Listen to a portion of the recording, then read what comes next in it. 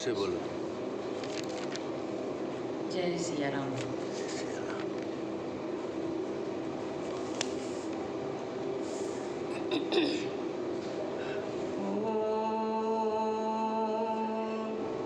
हरि ओम। श्री गणेशाय नमः। श्री सरस्वते नमः। श्रीमते रामानुजाय नमः। लक्ष्मीनाथ समारम्भां नाथयामुनिमध्यमाम् अस्मदाचार्यपर्यन्तां वन्दे गुरु परम्परां। वन्दे गुरु परम्परां। सीता मेरी मात है, पिता मेरे रघुनाथ। इन दोनों के चरणों में मेरा कोटि कोटि प्रणाम। मेरा कोटि कोटि प्रणाम। आए हैं तो प्रेम से लो हरि का नाम। सब भक्तों को इस दासी की जय जय सीताराम। जय जय राधे श्याम।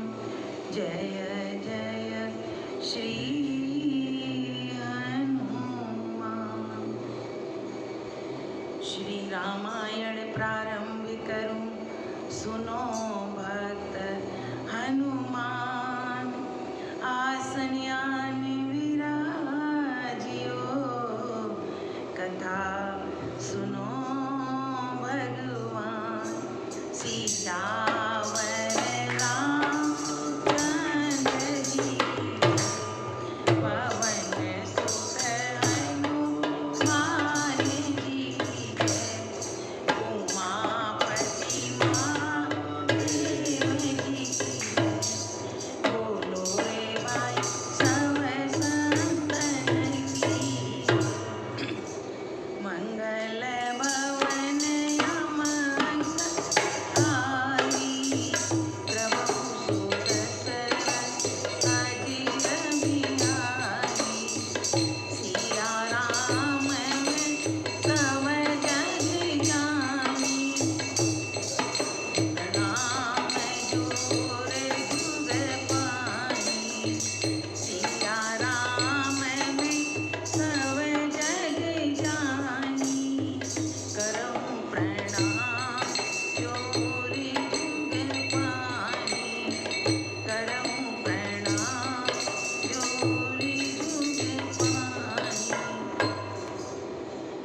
परम मंगलमय परात्पर अखिलेश्वर अखिल ब्रह्मांड नायक परात्पर पर ब्रह्म भगवान श्री राम की वांगमयी प्रतिमूर्ति श्री रामचरितमानस को श्रवण करने के लिए इस राधा कृष्ण मंदिर के प्रांगण में आए हुए सभी भक्तों को जय सिया राम, जय राधे श्याम, जय श्री हनुमान।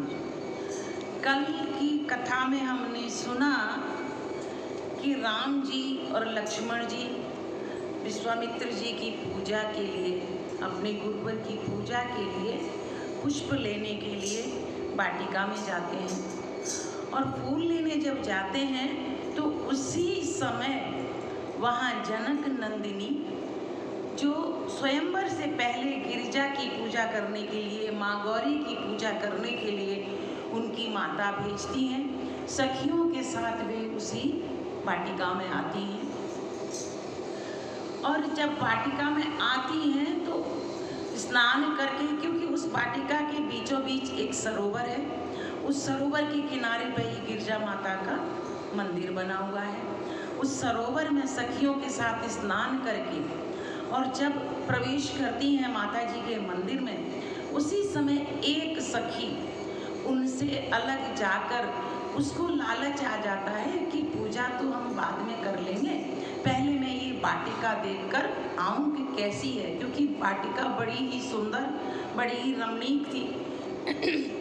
अब घूमते हुए क्या देखती है कि उसने राम और लक्ष्मण को वाटिका के अंदर देखा और उनकी सुंदरता को देखकर वो बेसुध सी हो गई, बिल्कुल जैसे उसे अपने शरीर का कुछ होश ही ना रहा हो, और दौड़ती हुई आई और सीता जी के पास आकर बोली सब सखियों से कि हे सखियों, हे सीता जी, यहाँ वाटिका में 2 राजकुमार आए हुए हैं जिनकी शोभा देखते ही बनती है, इतने सुंदर हैं कि पलकें कहती हैं कि अब एक बार उनको देखा है तो देखते ही रहो, देखते ही रहो, पलकें झपकने का नाम नहीं लेती।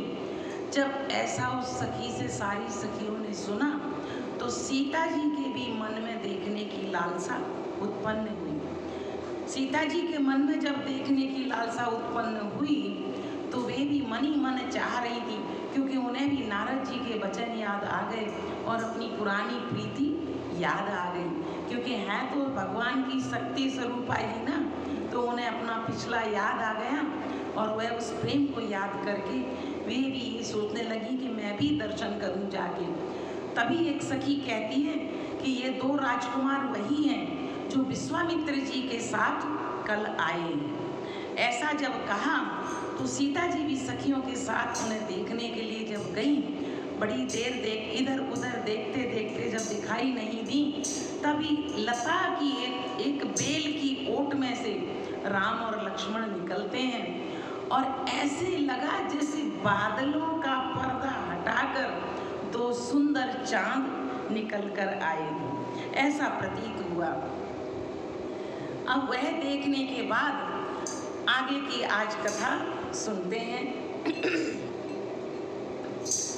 सुबासी वसुभगतो बीरा, नीले पीत जल चावि सरीरा, मोर पंकज सिर सोमत नीचे, गुछ बीच बीच कुसुम कलीचे, भाले तिलक श्रम बिंदु सुहाए, श्रवण सुभग भूषण छवि छाए, विकट भ्रकुट कछ घूंघर वाए, नव सरोज लोचन रतनाए, चार चिबु नासिका कपोला, हाथ विलासन हेतु मनुमोला, मुख छवि कहीं न जाय मोहि पाई, जो बिलोकी बम काम लजाई, उर्वनिमा लकाम्बु फल जीवा, काम कर भुज बल जीवा, सुमन समेत बाम कर दोना, सावर कुंवर सखी सुधिलोना, के हरि कटे पट पीत धर, सुषमा शील निधान, देखि बानि कुलभूषण, विसरा सखिन अपार।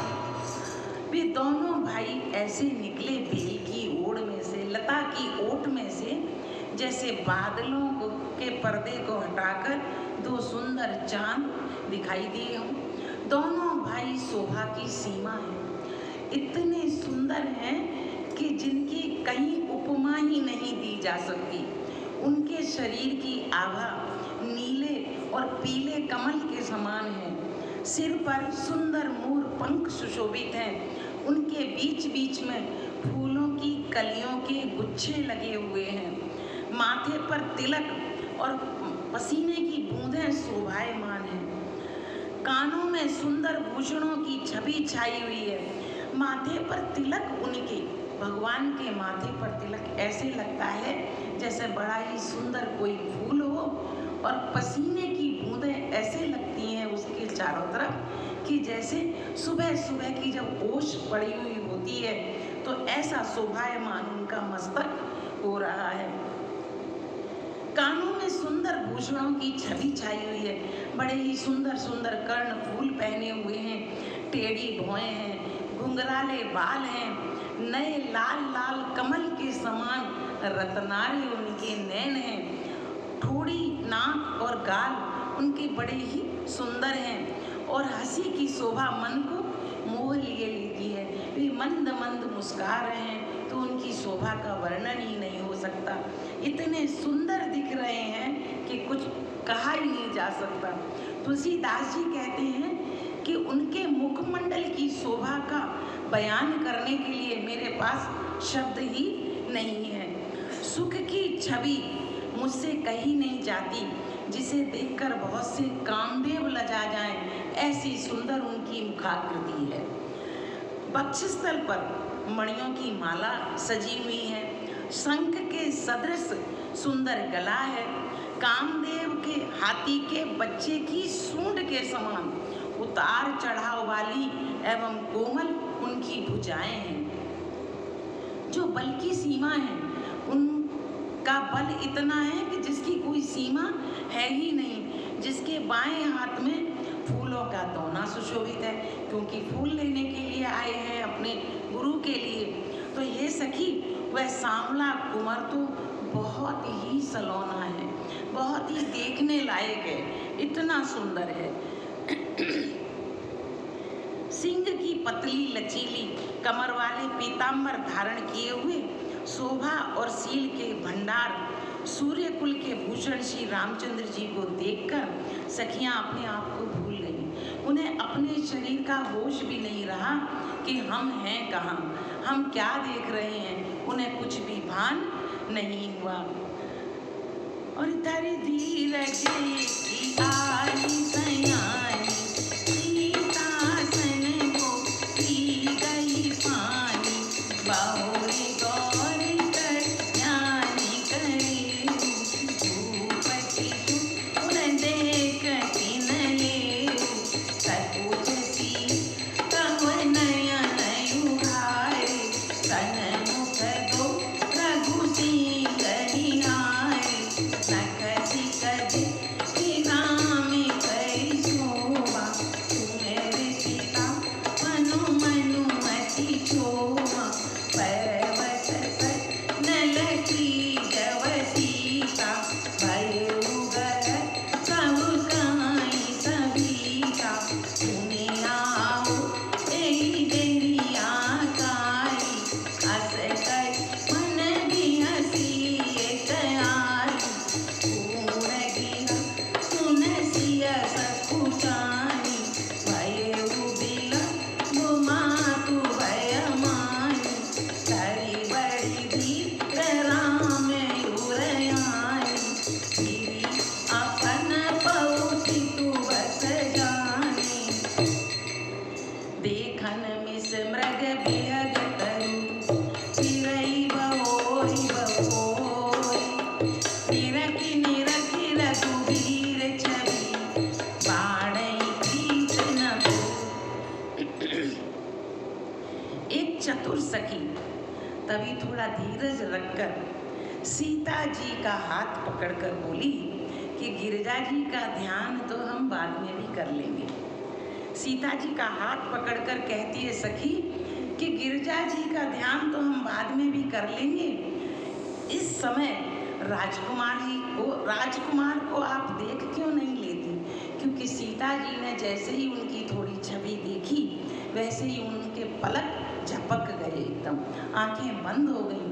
तो एक सखी चित्रण देखिए कितना प्यारा तुलसीदास जी लिखते हैं कि एक सखी ने हाथ दबाकर उनसे कहा कि गिरिजा जी की पूजा थोड़ी देर बाद कर लेंगे, आंख उघाड़कर इस समय इनको देख क्यों नहीं लेती? जब सीता जी ने सकुचाकर नेत्र खोले और रकुल के दोनों सिंहों को अपने सामने खड़े पाया तो नख से शिखा तक श्री राम जी की शोभा देखकर और फिर पिता का प्रण याद करके, क्योंकि पिता का जो प्रण याद किया उन्होंने कि जो धनुष को भंग करेगा, जो धनुष को तोड़ेगा, उसी के साथ स्वयंवर उनका विवाह होगा। तो अपने पिता के प्रण को याद करके उनका मन दुखित हो गया। उनका मन इतना दुखित हो गया कि अगर ये तो बड़े सुंदर हैं और बड़े ही अच्छे हैं, अगर इन्होंने धनुष नहीं तोड़ पाया तो क्या। तो पिता के प्रण को याद करके वे बड़ी ही दुखी हो गई। अब सखियों ने सीता जी को परवश, प्रेम के बस, वे प्रेम में इतनी विह्वल हो गई। जब देखा सखियों ने तब भयभीत होकर कहने लगी, क्योंकि सखियों ने सोचा कि ये कहीं यहीं खड़ी ना रह जाए तो देर हो जाएगी। तो एक सखी कहती है कि हे सीते, बड़ी देर हो गई, अब चलना चाहिए, कल इसी समय हम फिर आएंगे। ऐसा कहकर एक सखी ने मन में थोड़ी सी हंसी, नहीं तो क्योंकि ये सीता जी के ध्यान को हटाने के लिए उसने ऐसा बोला। सखी की रहस्यमयी वाणी सुनकर सीता जी सकुचा गईं। देर हो गई जान उन्हें माता का भय भी लगा, परंतु धीरज रखकर वे रामचंद्र जी को अपने नेत्रों के द्वारा हृदय में धारण करके उनका ध्यान करती हुई अपने को पिता के अधीन जानकर घर लौट गईं, अपने महल को लौट गईं। परंतु उन्होंने आँखों से भगवान के दर्शन करके उनको हृदय में उतार लिया और फिर वे अपने घर को चली। मृग, पक्षी और वृक्षों को देखने के बहाने जब सीता वापस जाने लगी तो कभी मृग को देखने के बहाने, कभी पक्षी को देखने के बहाने, कभी वृक्षों को देखने के बहाने बार बार घूम घूम कर राम जी को देखती हैं और राम जी की छवि देख देख कर उनका प्रेम पल पल बढ़ता चला जाता है, जिसकी कोई सीमा नहीं है। इतना प्रेम उनका बढ़ता चला जाता है, वह कम नहीं होता, बढ़ता चला जाता है पल पल। एक भजन की लाइन बोलूंगी, दो, बड़ा ही सुंदर भजन है।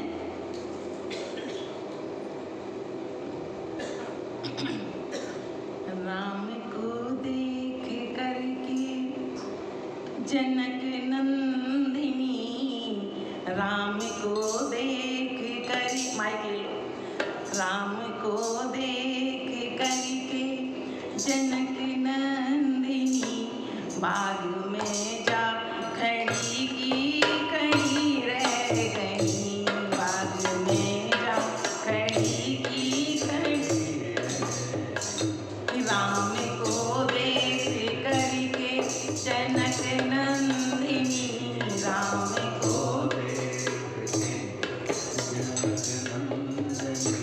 बाग में जा खड़ी की खड़ी रह गई, बाग में जा।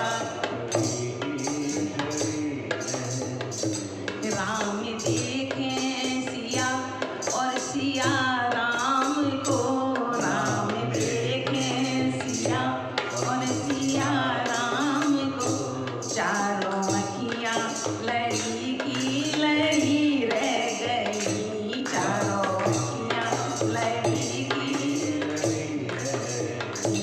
राम को देख करके जनक नंदिनी, राम को देख करके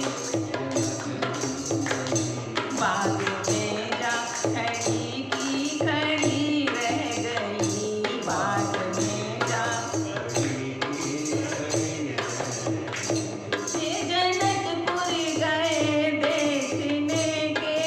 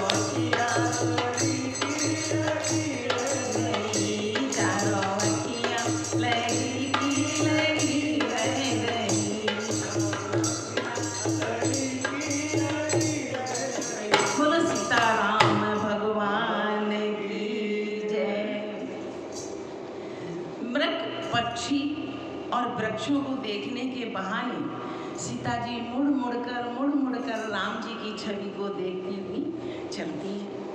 और जाने कठिन शिव चाप भी सूरत, चली राखी उर श्यामली मूरत, प्रभु जब जाते जानी की जानी, सुख सने शोभा गुण खानी, परम प्रेममय मधुमत कीनी, चारु चेत गीति लिखनी, गई भवानी भवन भोरी, बंदे चरण बोली करी जोड़ी। शिव जी के धनुष को कठोर जानकर जब सीता जी ने जाना कि राजकुमार तो बड़े ही कोमल हैं और शिव जी का धनुष बड़ा ही कठिन है, बड़ा ही कठोर है, तो मन ही मन विलाप करते हुए सीता जी ने किसी को दिखाया नहीं रोते हुए कि वे रो रही हैं। मन ही मन विलाप करते हुए हृदय में श्री राम जी की सांवली मूर्ति को रखकर चली और शिव जी के धनुष की कठोरता का स्मरण आने से उन्हें चिंता होने लगी मन में कि शिव जी का धनुष बड़ा ही कठोर है, राम जी बड़े ही कोमल हैं, पर मन उनका राम जी में मिल गया है, राम जी के चरणों में उनका चित्त लग गया है। और मन उनका कहता है कि मैं राम जी से ही विवाह करूं, परंतु शिव जी का धनुष बड़ा कठोर है। ये सोचते हुए उन्हें मन ही मन विलाप आ रहा है, मन ही मन रो रही हैं। प्रेम बस ऐश्वर्य की विस्मृति हो जाने से ही ऐसा हुआ, क्योंकि प्रेम में वे भूल ही गईं कि मैं तो सदा सदा ही भगवान की अर्धांगिनी हूँ। वे भूल गईं उस समय प्रेम में। फिर भगवान ने के बल का स्मरण आया उनको, एकदम उनके मन में चेतना आई कि भगवान का बल का तो कोई पार ही नहीं है। ऐसे कैसे हो सकता है कि भगवान शिव धनुष को भंग ना कर पाए। हर्षित हो गया उनका मन एकदम और सांवली छवि को हृदय में धारण करके चली। प्रभु राम जी ने जब यह सुख, स्नेह, शोभा और गुणों की खान श्री जानकी जी को जाते हुए देखा तो प्रभु राम जी क्या सोचने लगे,